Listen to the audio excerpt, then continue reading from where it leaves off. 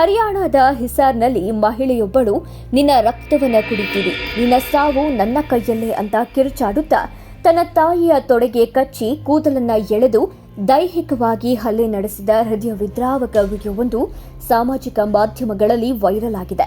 Video viral ಆದ ನಂತರ ಮಹಿಳೆಯ ಸಹೋದರ ಪೊಲೀಸರಿಗೆ ದೂರು ನೀಡಿದ್ದು, ನನ್ನ ತಾಯಿಯನ್ನ ತನ್ನ ಮನೆಯಲ್ಲಿ ಬಂಧಿಯಾಗಿರಿಸಿರುವ ಅಕ್ಕ ಆಸ್ತಿಯನ್ನ ತನ್ನ ಹೆಸರಿಗೆ ವರ್ಗಾಯಿಸುವಂತೆ ಅಮ್ಮನಿಗೆ ಮಾನಸಿಕವಾಗಿ ಮತ್ತು ದೈಹಿಕವಾಗಿ ಕಿರುಕುಳವನ್ನ ನೀಡುತ್ತಾ ಇದ್ದಾಳೆ ಅಂತ ಆರೋಪಿಸಿದ್ದಾರೆ. ಪೊಲೀಸರು ಮಹಿಳೆಯ ವಿರುದ್ಧ ಪ್ರಕರಣ ದಾಖಲಿಸಿಕೊಂಡು ತನಿಖೆ ಆರಂಭಿಸಿದ್ದಾರೆ.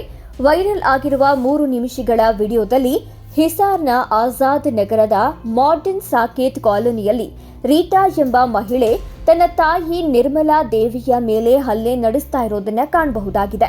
ಅಮ್ಮನನ್ನ ಹೀನಾಯವಾಗಿ ನಿಂದಿಸಿದ ಬಳಿಕ ಹಾಸಿಗೆಯಲ್ಲಿ ಕುಳಿತಿದ್ದ ತಾಯಿಯ ತೊಡೆಗೆ ಬಲವಾಗಿ ಕಚ್ಚುತ್ತಾಳೆ.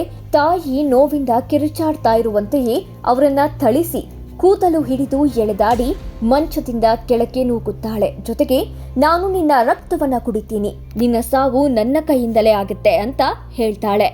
ಬಳಿಕ ರೀಟಾ ತನ್ನ ತಾಯಿಗೆ ಕಪಾಳ ಮೋಕ್ಷ ಮಾಡಿ ನೀವೇನು ಶಾಶ್ವತವಾಗಿ ಬದುಕ್ತೀರಾ ಅಂತ ಪ್ರಶ್ನಿಸ್ತಾಳೆ.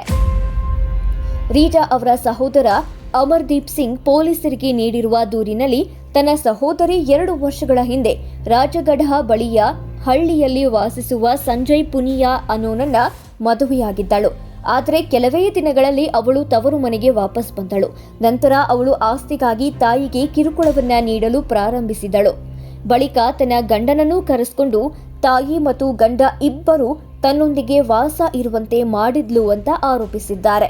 ಕುರುಕ್ಷೇತ್ರದಲ್ಲಿದ್ದ ನಮ್ಮ ಕುಟುಂಬದ ಆಸ್ತಿಯನ್ನ 65 ಲಕ್ಷ ರೂಪಾಯಿಗೆ ಮಾರಾಟ ಮಾಡಿ ಅದರ ಹಣವನ್ನೆಲ್ಲ ತಾನೇ ಇಟ್ಕೊಂಡು ರೀಟಾ ಉಳಿದ ಆಸ್ತಿಯನ್ನು ತನ್ನ ಹೆಸರಿಗೆ ವರ್ಗಾಯಿಸಬೇಕು ಅಂತ ತಾಯಿಯ ಮೇಲೆ ಒತ್ತಡವನ್ನ ಹೇರತೊಡಗಿದಳು. ತಾಯಿಯನ್ನ ತನ್ನ ಮನೆಯಲ್ಲೇ ಬಂಧಿಯಾಗಿಟ್ಟಿದ್ಲು ಅಂತ ಸಿಂಗ್ ಆರೋಪಿಸಿದ್ದಾರೆ. ನಾನು ಆಕೆಯ ಮನೆಗೆ ಭೇಟಿ ನೀಡದಂತೆ, ಅಮ್ಮನನ್ನ ನೋಡದಂತೆ ರೀಟಾ ನನ್ನನ್ನ ತಡೆದಿದ್ಲು.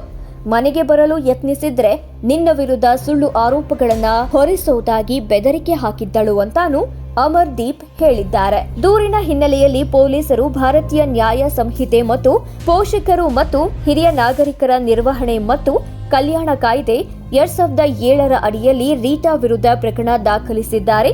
ಹೆಚ್ಚಿನ ತನಿಖೆ ನಡೆಸಲಾಗ್ತಾ ಇದೆ ಅಂತ ಆಜಾದ್ ನಗರ ಪೊಲೀಸ್ ಠಾಣೆಯ ಸ್ಟೇಷನ್ ಹೆಡ್ ಆಫೀಸರ್ ಇನ್ಸ್ಪೆಕ್ಟರ್ ಸಾಧುರಾಮ್ ತಿಳಿಸಿದ್ದಾರೆ.